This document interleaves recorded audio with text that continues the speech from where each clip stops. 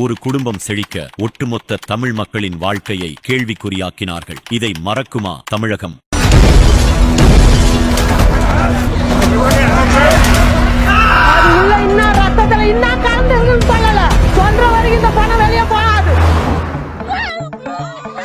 வேலூர் அருகே போதிய சாலை வசதி இல்லாததால் குழந்தையின் உடலை சுமார் 10 கிலோமீட்டர் தூரத்திற்கு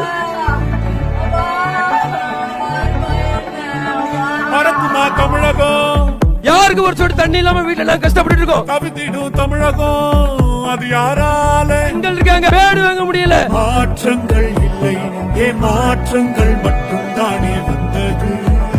இது முதலமைச்சர் தங்கச்சி தொகுதியில இந்த நிலைமையில இருந்தா நாங்க என்ன செய்யட்டும்? ஒருத்தர் வரல, நாங்க அவ்வளவு பேர் சாவாம செத்து கிடக்கோம். குற்றங்களும் ஏறி சீர்கேடுகள் மட்டும் தானே வென்றது. தந்தானே தந்தானே தந்தானே தந்தானே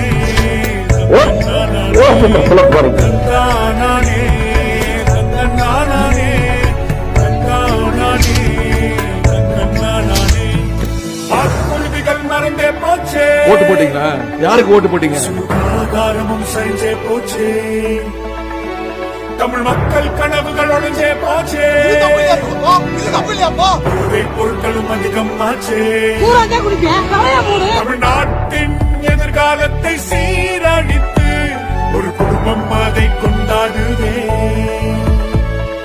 தவறான வழியில் நாமும் கால் பதித்து செல்ல மாட்டோம் ஒன்றாய் நின்று. நாங்க பறையனா பிறந்ததான் தவறா? 24 எலெக்ஷன் உங்களுக்கு வாக்கு கிடையாது. மறக்குமா தமிழகம்?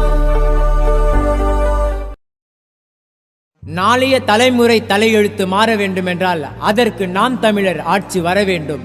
அதற்காக மக்கள் மைக் சின்னத்தில் ஓட்டு போட வேண்டும். நமது சின்னம் மைக் சின்னம், மக்கள் சின்னம் மைக் சின்னம்.